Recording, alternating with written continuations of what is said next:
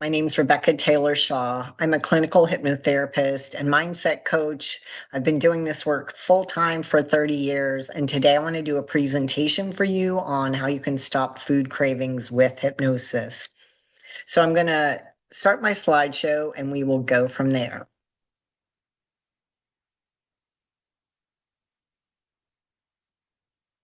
All right. So, like I said, we're going to do and talk about stopping food cravings with hypnosis, how you can rewire your conscious mind. And see here. Turn up the volume. There we go. So this presentation is for you if you struggle with food cravings, food noise is haunting you, or you're worried that any of these issues will return after you stop using GLPs. These are the common cravings I've helped people eliminate for over 30 years. White sugar, alcohol, white flour products, which would be like your breads, pizzas, and pastas, and fried foods. The sugar bucket is can include white flour products, but I put those into the sugar category because it's your cookies, your cakes, and pies, and um, pastries, and things like that, donuts. Just a little bit about me more specifically. I own Charleston Hypnosis Center. I've been here for 20 years. Prior to that, I had a full time practice out in Southern California for 10 years.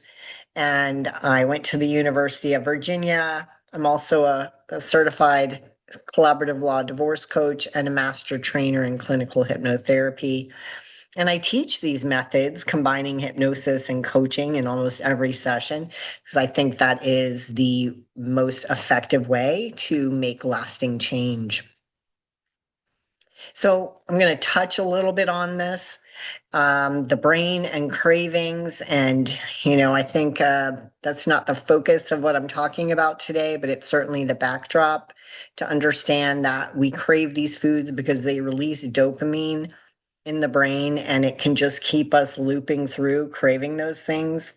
And we have these habit loops. And that's basically where it's like if something tastes good, it is good, and then it becomes a habit. So that's kind of the backdrop. I know you guys can research this stuff.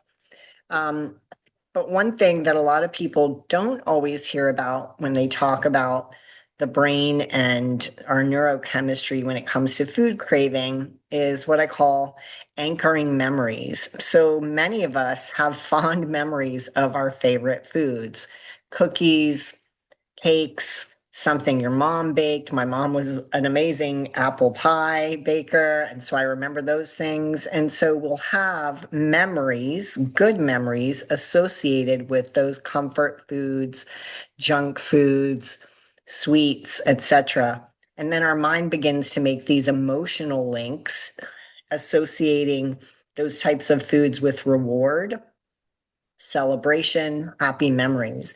And that type of link can be just as difficult, if not more difficult, to break than just a dopamine habit, believe it or not.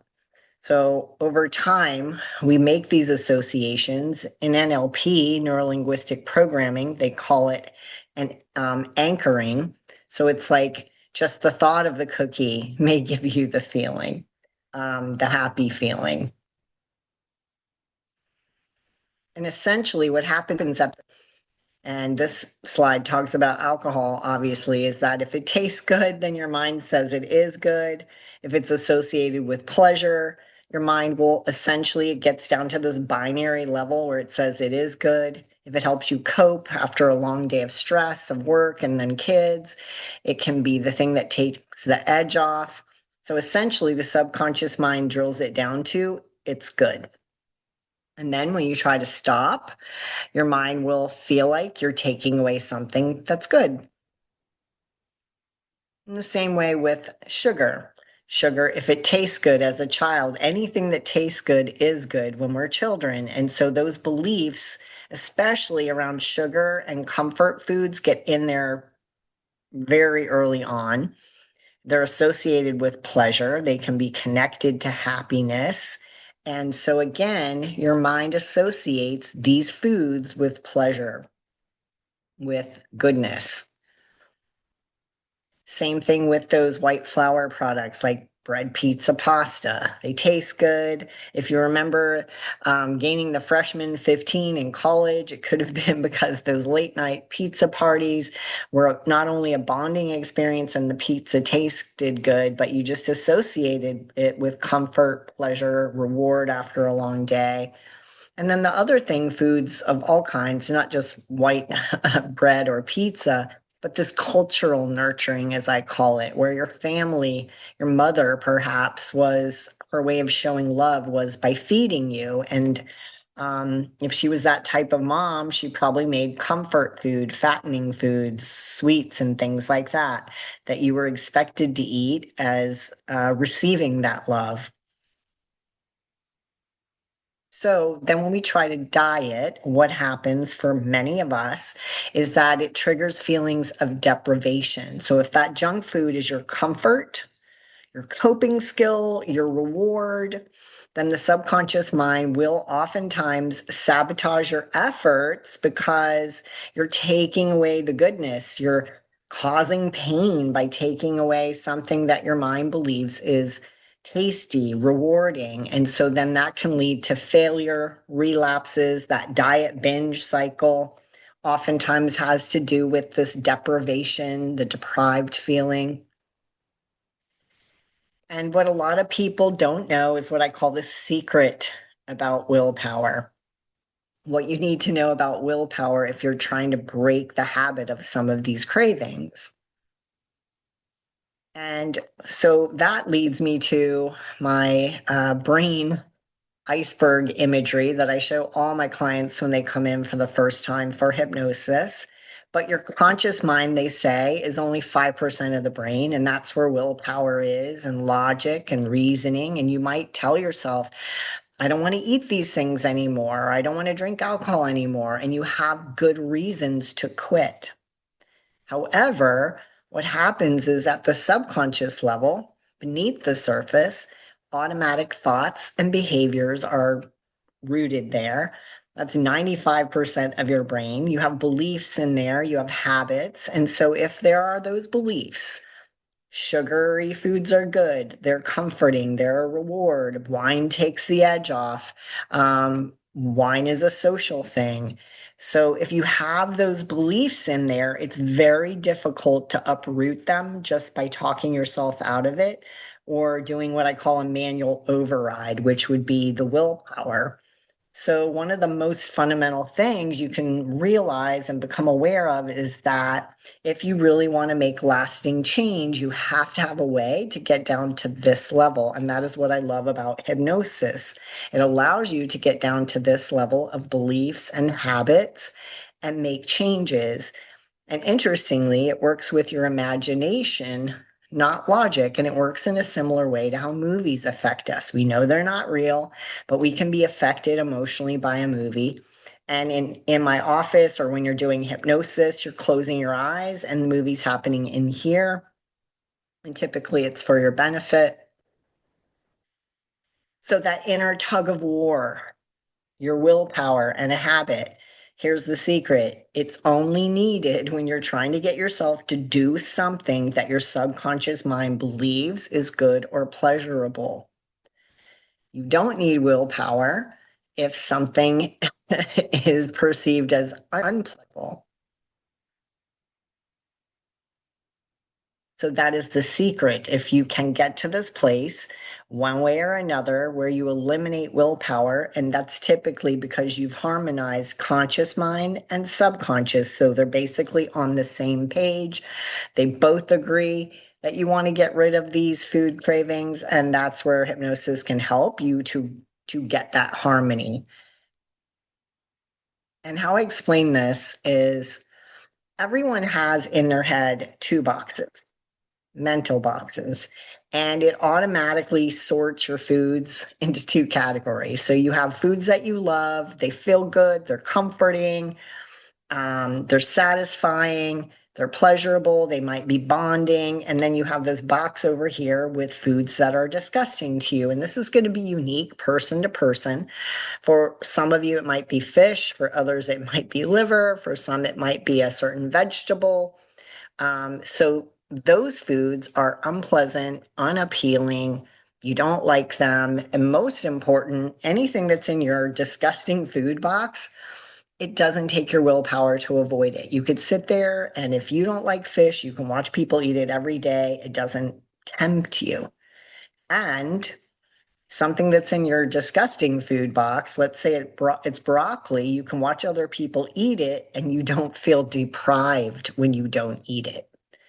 Okay, so when you try to get rid of the food cravings, you're typically getting rid of things that you love, and things that you don't care about, you could stop eating them tomorrow or never eat them again, and it's no big deal, right? So that's important to have that background with this. And that's what I teach my clients again when we are doing this first step to stop the food cravings. And I call this like the heavy hitter, because if somebody is going to quit their food cravings in one session, it's not one day per se, but one session, one hypnosis session. It's with this aversion hypnosis, as I call it. So essentially, we take the thing that you love, say it's sweets, and we link the sweets to things that you don't like. So essentially, the minute that your mind recategorizes sweets as undesirable, unappealing, distasteful, the minute that your mind puts it into that box, you don't need willpower anymore to avoid it. You don't need to battle yourself. You can watch other people eat it and you don't feel deprived. So there's a certain type of hypnosis that you can do, or if you could find a way to do this on your own. But basically, you're disrupting that automatic reward cycle, because once something's disgusting to you, it won't be something you want to reward yourself with. It won't be the thing you sit down with at night after everyone goes to bed. You can watch other people eat it or drink it, and it will have no appeal to you, because essentially what we do with the aversion hypnosis is that we create new associations with those foods or drinks so that it puts it into that I don't want it box, don't eat it, don't care for it, or even it's disgusting to me. So sometimes people ask me, can we do more than one category in one hypnosis session? And the answer, what I've seen, is no. And I've been doing this again for 30 years. I've worked with thousands of people to eliminate cravings. It's best if you pick one of these categories first, one at a time, and address it with very targeted aversion hypnosis suggestions. And think of it like your subconscious mind is like a small child. It's very simple. Remember, things are good or they're bad. So if you asked a 5-year-old to clean up his room, and you rattled off 4 things like make your bed, put your books away, put your cars in the toy box, and fold your clothes, that little kid's brain might melt down and he might cry, or he might just do one thing and then he forgets what he's supposed to do next, right? So you tell the mind to get rid of sugar. Good. Once that's done, you go on to the next thing. And I think the other thing too is that if you take away too many things at once, it can be too drastic. And you just want this to be slow, gradual, targeted. And that's what I've seen works best. Uh, I had a neurosurgeon, and she had just adopted a little girl. And so had gotten into a bad routine of leaving work late afternoon, going through the drive-through every day, picking up fast food because she didn't eat at work. And then she would pick up her child, go home, and she was gaining all this weight because she just gotten in this very bad habit. She liked her greasy fast food, McDonald's types of stuff, and hamburgers and French fries. And so Basically, we hypnotized her per her request to see grease oozing out of the restaurant and the doors and the windows. And this worked for her. She only needed the one hypnosis recording. Basically, what we did is we gave her an aversion to the fast food, the hamburgers, the milkshakes, and the French fries types of things. Actually, it was just hamburgers and French fries. Those are both kind of in the greasy food category. And and then she didn't want that food anymore, so she could drive by the fast food restaurants and not be tempted. So again, when you do this type of hypnosis, you want to customize it. So, for example, if you're going to do alcohol, we target it to what's the issue for you. If it's liquor, beer, wine, you drink all three, we're going to include all three. If you're only a wine drinker, then we target the suggestions relatable to you. Let's say that in sweets, you never eat candy and you're more of like donuts and pastries and cakes type of person, then we make those suggestions very custom. And I think that's very important to note because sometimes generic hypnosis recordings can work and do work. But ideally, you want to have them customized if you can. So, the other thing I wanted to mention today are some special considerations when you're doing this work. Even though aversion is typically where I start with people to get rid of food cravings, if there are emotional connections to this behavior, you might need to work on those things first. So if you eat to manage your anxiety, if you eat when you're depressed, if you eat after trauma, those would be things you would want to address first before you eliminate the food, because the food is essentially your coping skill and it's vital. So before we take away what your mind is using, want to put into place other coping mechanisms so the mind doesn't feel left high and dry without its coping. Emotional eating, that is typically something we want to address first, ideally, because again, if you take away what your mind perceives is your comfort, your reward, your pleasure at the end of the day, and you haven't substituted things, then it will feel very restrictive. You'll restrict, and then you'll do that binge where you fall off the wagon and you go back to those foods because you haven't eliminated the cravings for them, but you also haven't substituted what your mind perceives as the payoff or the benefit with those foods on an emotional level. We'll talk about the physiological dependencies. That's mostly with alcohol. And then for eating disorders, bulimia, anorexia, food obsession, those all have deeper roots than aversion itself can attend to.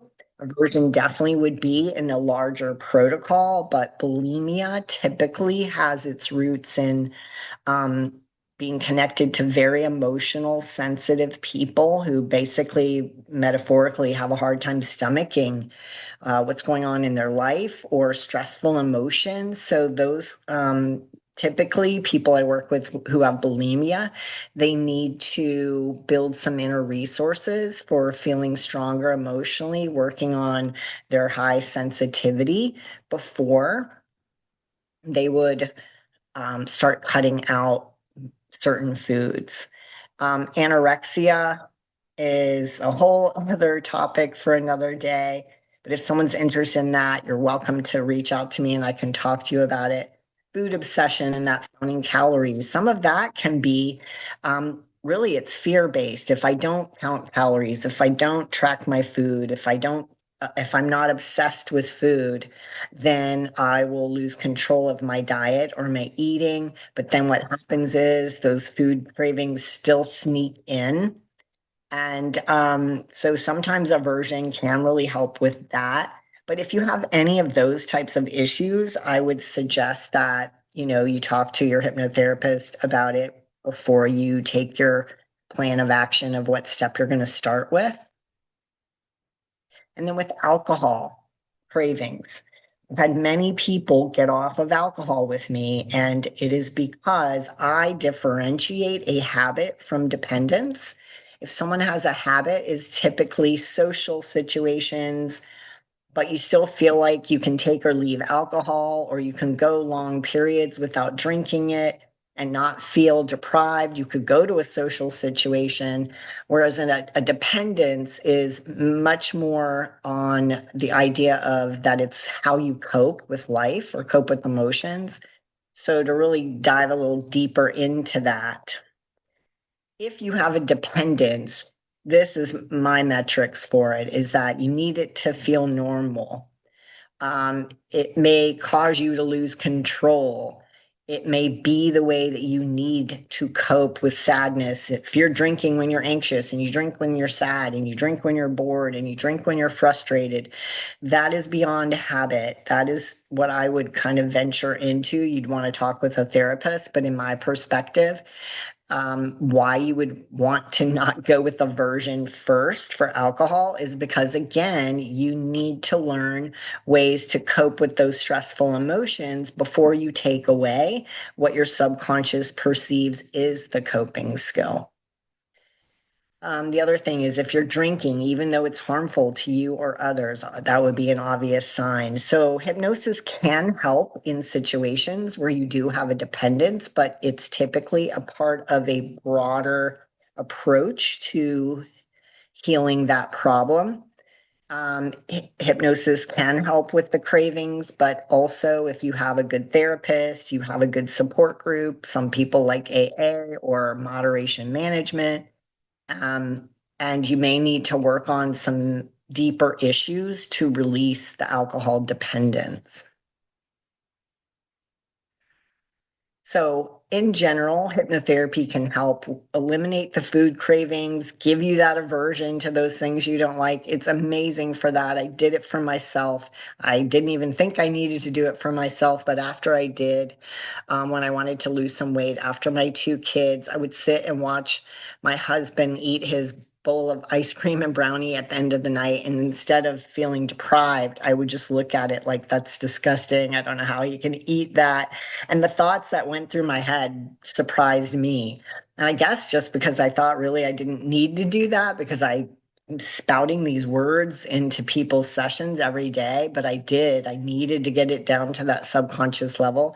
And I'm going to tell you, it's pure freedom. I can sit, I watch other people eat the junk food, and I do not feel deprived. And my clients will tell you that too. It's not appealing. You've been able to put those foods into that box of other things you just don't eat. And it truly is a feeling of emotional freedom when those kinds of foods don't tempt you and then cause you to gain weight or sabotage your dieting efforts. Hypnotherapy can also help with food noise, that constant mental chatter. I've got an amazing technique for that to break the cycle of those addictive thoughts around food, obsessive thoughts around food. It can definitely help with emotional eating. As we talked about earlier in this presentation, it can help with giving you new coping skills before you take away what your mind perceives as the coping. And it can also help with root cause patterns, like going back to or clearing anxiety or sadness or things like that, so that you can clear those and not be using food for coping with those things anymore. So you deserve to feel good in your body and peaceful in your mind and happy within yourself. And I want that for each and every one of you watching this today. If you are interested, hypnosiscenter.com, RebeccaTaylorShaw.com, and I have a calendar. You can reach out to me. You can send me a private message. We can set up a consultation. And if I can help you stop your food cravings, I'd be happy to do that. And if it's something that you're curious about, but you're not sure because your situation seems a little different or unique, please reach out to me and I'd be happy to help or at least direct you into my thoughts and ideas about what your next steps would be. All right, guys, thanks so much. Have a great day. Bye.